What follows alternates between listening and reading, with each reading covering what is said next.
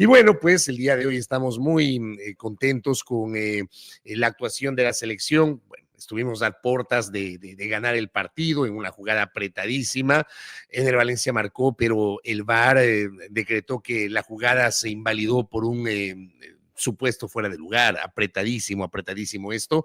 Ecuador tuvo un rendimiento bastante pobre, ¿no? Discutible en la primera etapa, mejoró ostensiblemente en la segunda etapa.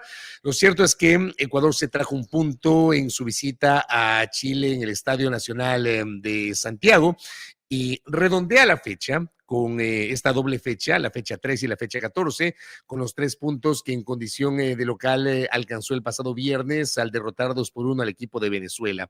Ecuador se mantiene en el segundo lugar de la tabla de posiciones con pie y medio de clasificación al Mundial de Estados Unidos, México y Canadá del 2026. Sumó 23 puntos. Argentina, que encabeza la tabla de posiciones, aseguró ya su participación, su cupo directo al Mundial, tras derrotar sin atenuantes, ¿no? Una goleada histórica 4-1 frente al equipo de Brasil en el estadio de River Plate en Buenos Aires.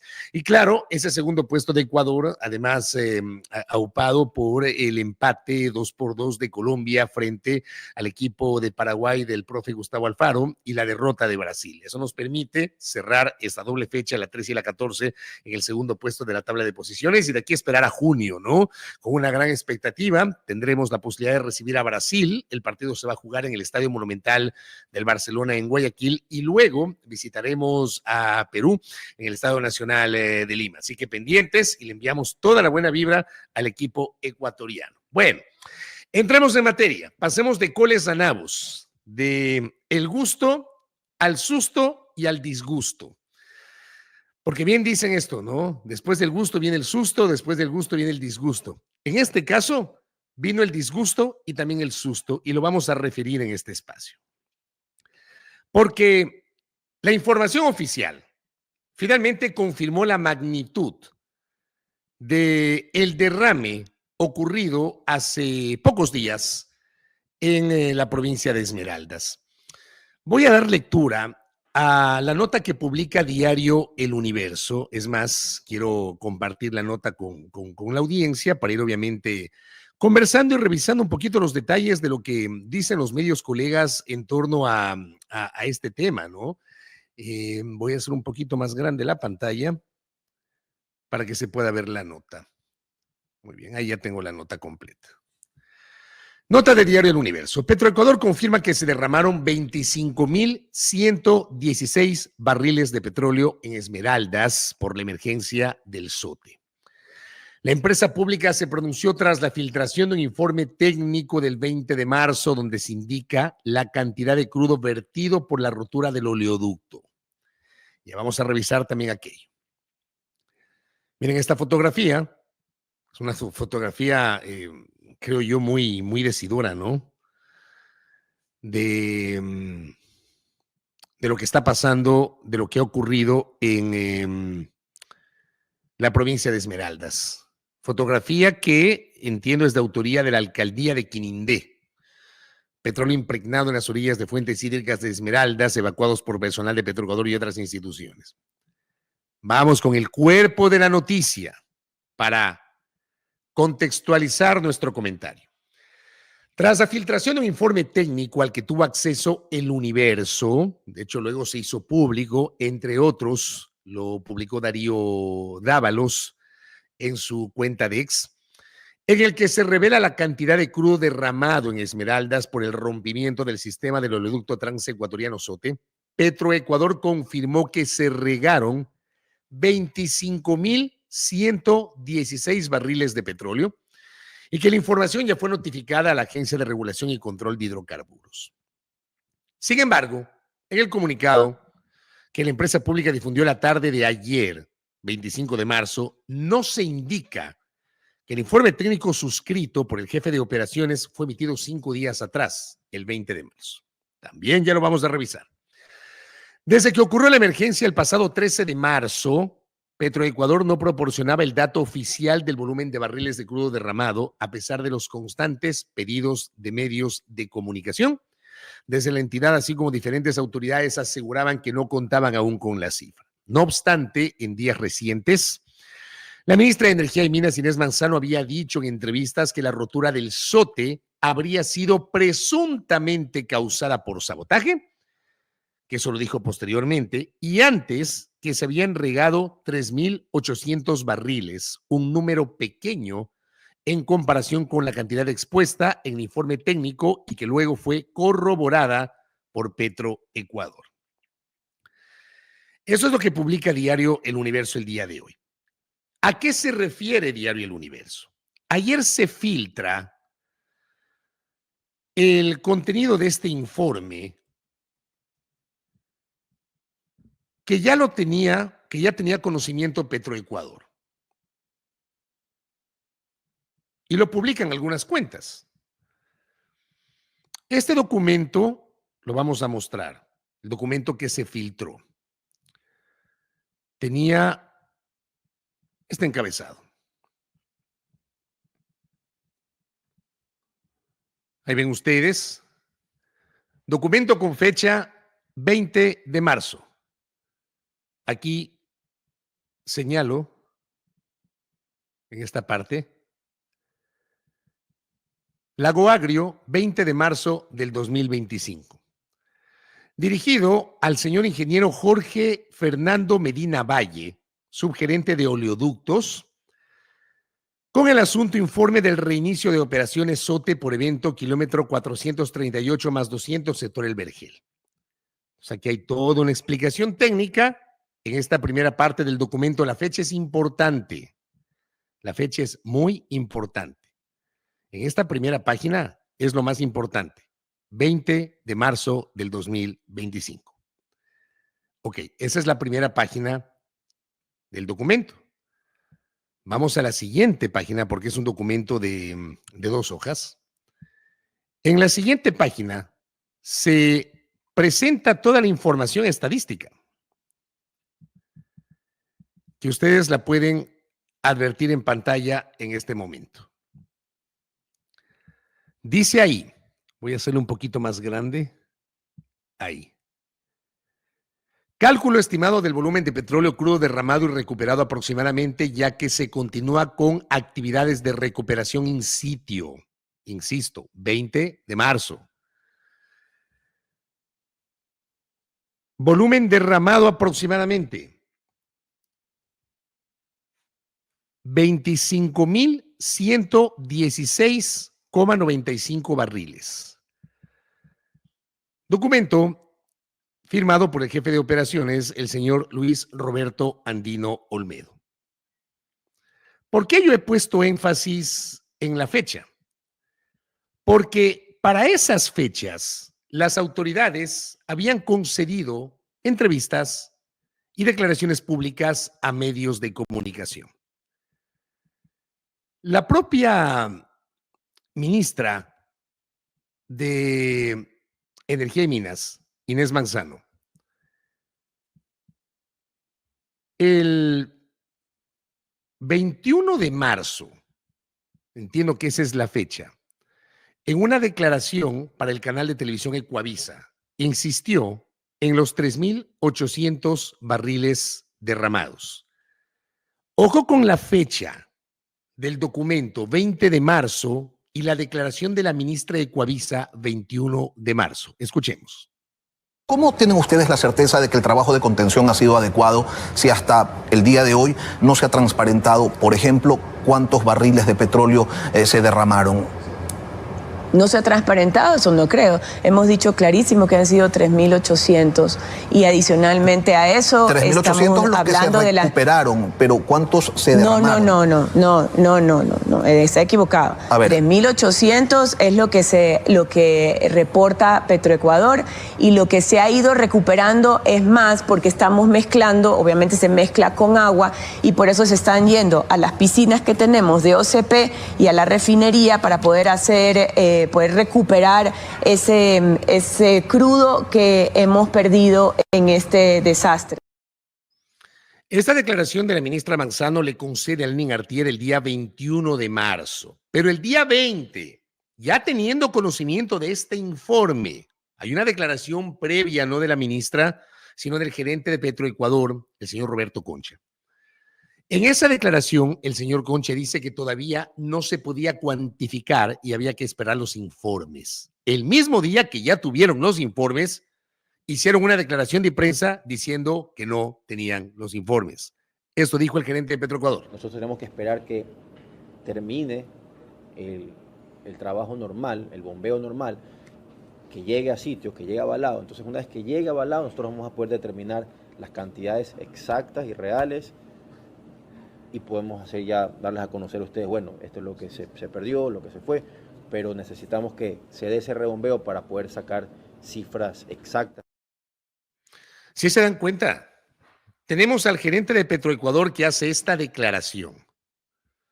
En esa declaración, y voy un poquito a leer la parte que uno de los portales, este grupo de medios de la Universidad Católica de Santiago de Guayaquil publicó. Durante una rueda de prensa, el gerente general de Petroecuador, Roberto Concha, señaló que una vez que termine el bombeo normal hacia Balao, se podrá determinar las cantidades exactas del derrame de petróleo ocurrido en Esmeraldas el pasado jueves 13 de marzo. El mismo día que reciben el informe, en donde se hablaba de 25,000 barriles derramados. Y al día siguiente, ya teniendo conocimiento de ese informe, la ministra aparece en el Coavisa y habla de 3,800 barriles derramados. Estas son las cosas que obviamente indignan y molestan, porque sabían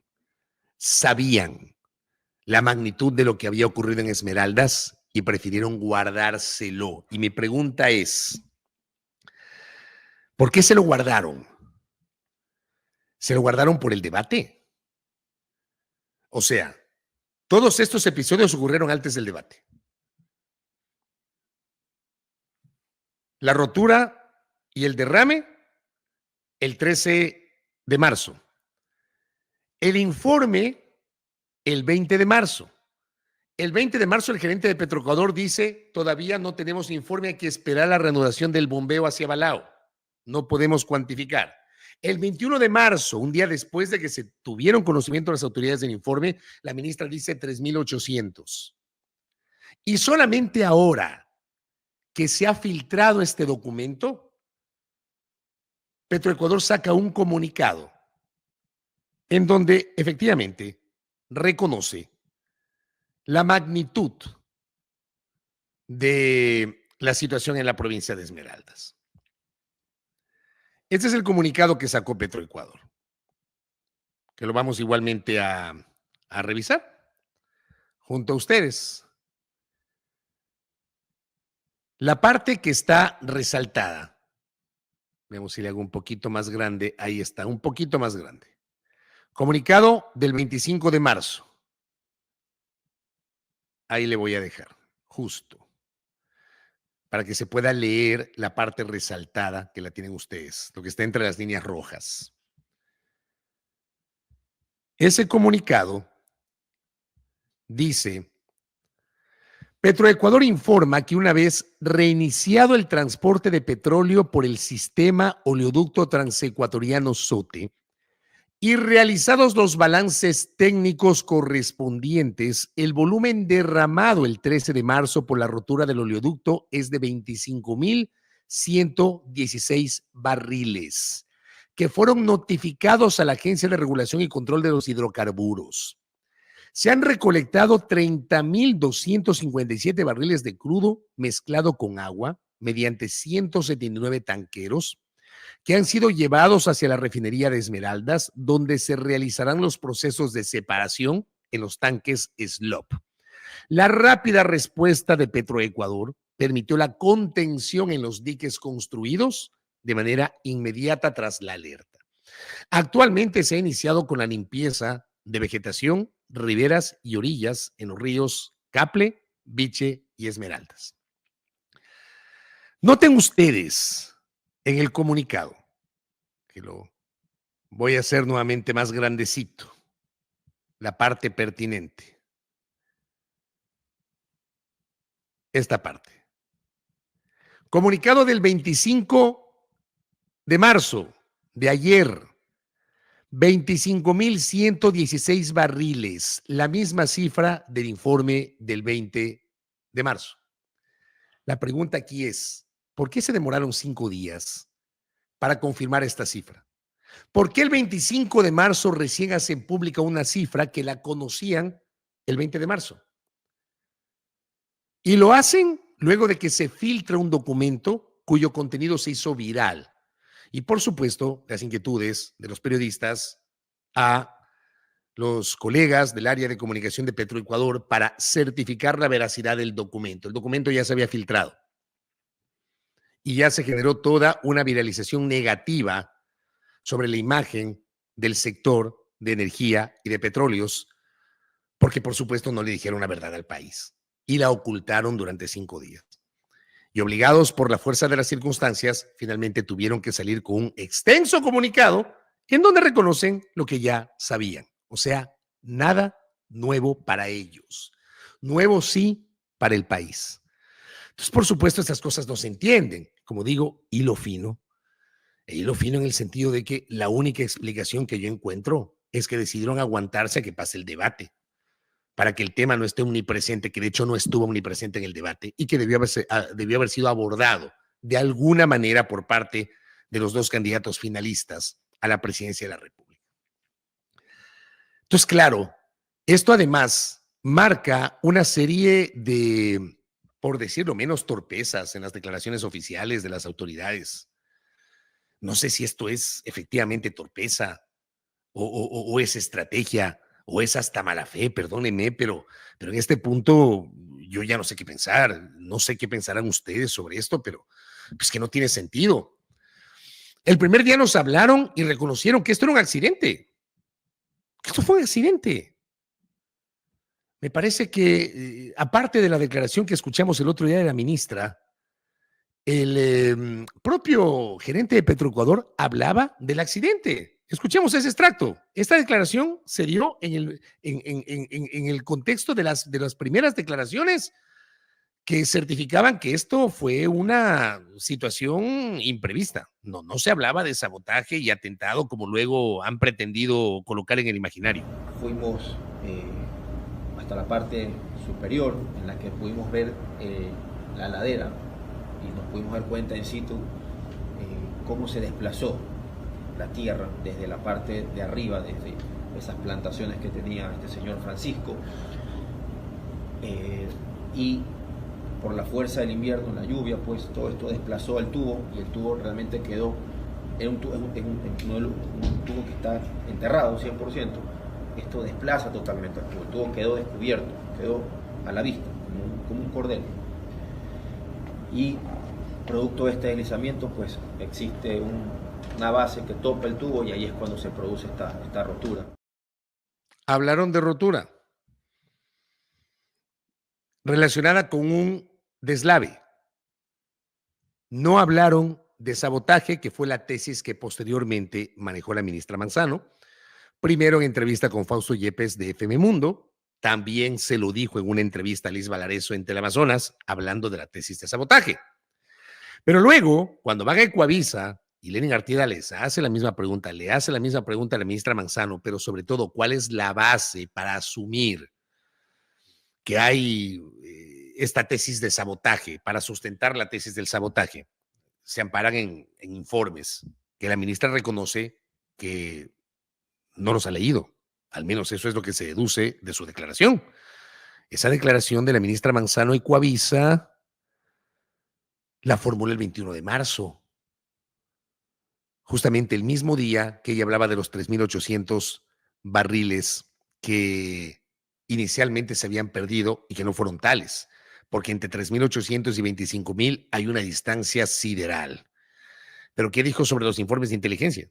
Este es un informe que llega a la Gerencia General de Petroecuador y ese es un informe que debe tener todos los sustentos respectivos. Como es inteligencia policial y usualmente son temas confidenciales, pues yo no he recibido el informe per se, sino el informe, toda la base de lo que han llegado ellos a las conclusiones, yo no recibo. Seguramente eso va a tener 100 páginas, 200 páginas, lo que sea. Yo lo que recibo es el informe, digamos, el resumen ejecutivo. Entonces, me imagino que sí. Me imagino que sí, dice la ministra. O sea, ella hace una explicación y maneja una hipótesis, pero pero no ha leído el informe, no ha tenido acceso al informe. ¿Cómo se entiende eso? Entonces, ¿cómo pueden sostener y manejar una hipótesis de algo del cual no están seguros? Y sostenerlo además en entrevistas con medios de comunicación. ¿Cómo no le dicen la verdad al país sobre la magnitud de lo que pasó en Esmeraldas? Que como he sostenido en varias ocasiones y ustedes me han escuchado, allí en Esmeraldas tenemos una gran audiencia a través de, obviamente, la señal de radio armónica. Tenemos nuestra frecuencia en la provincia de Esmeraldas a través de nuestras plataformas de Primera Plana y, por cierto, a través de la retransmisión que generosamente nos brinda Canal Star para sus televidentes en el sur de Esmeraldas, en Sami y Tonchigua, en toda esa zona. Entonces allá nos escuchan y hemos hablado permanentemente del abandono histórico que ha enfrentado Esmeraldas. Para una provincia que históricamente ha sido abandonada, excluida por parte del Estado, esa situación es muchísimo más alarmante por las dificultades para poder contener, porque no hay una preparación adecuada. Y pese a que en Esmeraldas está la refinería, pasa el oleoducto y se transporta el petróleo crudo. Pues es una locura, ¿no? Y se guardan la información durante 5 días y además salen a los medios y no les dicen la verdad y tratan de instalar narrativas. Inclusive, tratando de minimizar el impacto de la tragedia, como lo hizo en su momento el viceministro de Hidrocarburos, el señor Guillermo Ferreira. El impacto en la producción de los campos petroleros, solamente tuvimos la necesidad de cerrar un campo de todos los que tenemos en operaciones, alrededor de 70,000 barriles diarios fue el impacto que tuvimos. Que la refinería de Esmeralda finalmente la pudimos reactivar el día sábado. Claro, veníamos con una idea de hacer, digamos, un momento clave en la refinería. Volvimos a retomar los procesos catalíticos y no catalíticos de la refinería. Hicimos una contención en un tiempo excelente, en el sentido de que el 90% del crudo derramado fue contenido alrededor de a las 9 de la noche del día jueves 13. Eso fue una respuesta buena, importante. Solo hubo 3 kilómetros aproximadamente, entre 3 y 4 kilómetros de recorrido. 90% de la contención la tenemos allí. O sea, no sé si yo soy el equivocado, yo lo interpreto así, es mi opinión. O sea, yo escuchándole al viceministro casi que estaban intentando minimizar la magnitud de lo que realmente ocurre en Esmeraldas. Y ojo que hablaba de la respuesta oportuna e inmediata de Petroecuador, cuando después la ministra Manzano hablaba hasta del comportamiento extraño de un trabajador de Petroecuador, de un funcionario de Petroecuador. Son cosas que hay que mencionarlas, no para tratar de echarle más sal a la herida, sino para demostrar que el país no gana nada, el país pierde cuando le mienten, cuando no le dicen la verdad, cuando quieren dorarle la píldora. Y porque mienten, no dicen la verdad, quieren dorar la píldora, es que se tardan en tomar decisiones.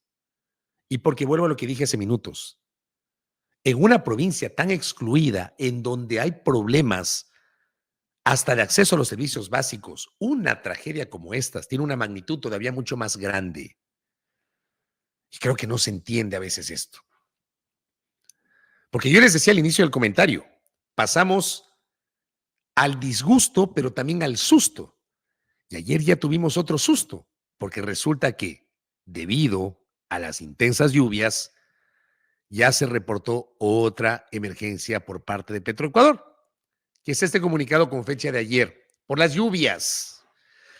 Ante las intensas lluvias registradas en Esmeraldas la tarde de ayer, 25 de marzo, conforme el pronóstico del INAMI, en su advertencia número 18, informamos que el dique de contención en el río Caple, sector Cube, colapsó debido al volumen de lluvia y la acumulación de palizada. Los equipos de contingencia de Petroecuador, Oleoducto de Crudos Pesados OCP y las empresas de remediación han sido activados de inmediato y se encuentran desplegados en sitio donde realizan labores de contención y refuerzo de barreras. Como medidas emergentes, dice el comunicado, se instalaron 7 barreras en el río Beach, y se dispuso tractores en las playas para retirar palizada y materiales contaminados con petróleo que puedan ser arrastrados por la marea. Se ha suspendido, esta parte es gravísima, se ha suspendido la captación de agua en la planta de San Mateo para prevenir la posible contaminación de hidrocarburos. El abastecimiento a la población se garantiza mediante 50 tanqueros que recorrerán las diferentes zonas. Además, el buque Tanata de la Armada Nacional con 1.140.000 litros de agua está en camino para reforzar el suministro. También se continuará entregando tanques de almacenamiento de 2.500 litros. En coordinación con el Viceministerio de Electricidad y Energía Renovable, se avanzan las gestiones para dotar de las bombas necesarias para el sistema de agua de Viche, cuya captación no ha sido afectado por el evento ambiental. Y también nos hablan de la entrega de ayuda humanitaria, que está activada, y se continuarán las entregas de raciones alimenticias y kits de limpieza. Frente a esto, anoche mismo, la empresa de agua potable de Esmeraldas suspendió la captación de agua con la finalidad de evitar la contaminación de la planta de tratamiento y garantizar el servicio seguro a la población. Según los pobladores, y esto lo publicaron algunos medios ayer, medios digitales, los diques se rompieron debido a las fuertes lluvias y la fuerza de la corriente de agua, y hay temor del avance de la mancha de petróleo en el agua contaminada. Eso es lo que está pasando en la provincia de Esmeraldas. Y frente a esto, me van a disculpar, por lo menos el país y sobre todo la provincia de Esmeraldas, que es la más afectada por esta tragedia, necesitan información oportuna, real, verdadera, verificada, verificable. Y a partir de eso, tomar decisiones y que la comunidad esté informada de esas decisiones. Hay que entender el valor de la información. Hay que entender la necesidad de una respuesta oportuna en momentos de crisis. Usted no se puede quedar callado. Usted no puede decir no tenemos todavía la información cuando la tiene. Y resulta que por la fuerza de las circunstancias, porque se filtró un documento, ahí sí sacan un comunicado larguísimo, donde lo más importante está en los 3 primeros párrafos. O sea, no tiene sentido. Y luego se asume que la crítica es porque se hace oposición al gobierno. Por Dios. La crítica tiene un sustento y es el sustento el que les acabo de presentar. Yo a la ministra Manzano en lo personal le tengo una gran consideración, respeto y estima, pero mi crítica es a sus errores en el manejo de la vocería y a esta actitud institucional de ocultar información. Y se está ocultando información. Yo les apuesto, obviamente no tengo la bola de cristal ni estamos en la posibilidad de ir a otro multiverso para ver qué hubiese pasado. Estoy convencido que si ayer no se filtraba el documento, que como digo, lo publicaron algunas cuentas y algunos medios colegas, si no se filtraba ese documento, capaz que ni nos enterábamos de que eran 25,000 los barriles derramados y seguían dilatando el tema.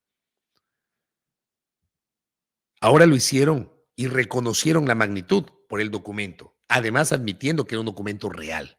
Por lo menos no dijeron que era un documento forjado o que era un documento falso. El país necesita sinceridad por parte de las autoridades. ¿Quieren garantizar la credibilidad institucional? Bueno, entiendan que dentro de las estrategias el silencio no puede ser una opción y tampoco se recomienda mentir. Eso lo saben todos los estrategas de comunicación política y gubernamental. No mentir y no guardar silencio. Hay que salir a decir algo, pero con sustento y con estrategia. Y esto no es lo que ha ocurrido en el caso de Esmeraldas, provincia con la cual, una vez más, me solidarizo, nos solidarizamos y estamos pendientes permanentemente de lo que pasa en la queridísima Provincia Verde.